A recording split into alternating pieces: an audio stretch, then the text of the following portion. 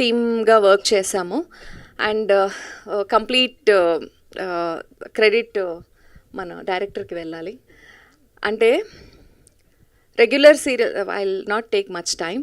Regular సీరియల్స్లో ఒక almost 10+ years work చేస్తూ మొనాటనస్ అయిపోయాను. అండ్ ఇంకేంట్రా ఏం చేస్తున్నాను అనుకునే టైంలో ఫ్రస్ట్రేటెడ్గా ఉన్న ఒక టైంలో నా చేయి పట్టుకొని ఇక్కడ దాకా తీసుకొచ్చాడు. I don't know, I was not actually acting was not my cup of tea. అంటే నాకు పెద్ద ఇంట్రెస్ట్ లేదు. ఐ వాజ్ వెరీ క్వైట్గా ఉండేదాన్ని, ఎక్కువ మాట్లాడేదాన్ని కాదు, ఎక్కువ ఎక్స్పోజర్ ఇష్టం ఉండదు, బయట సినిమా చూసి పెరిగిన అమ్మాయి కాదు.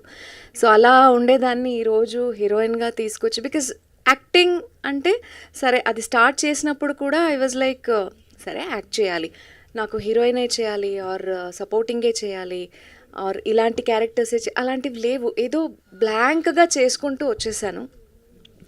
బట్ ఒక ప్రాపర్ డైరెక్షన్ అంటూ నన్ను తీసుకెళ్తున్నాడు.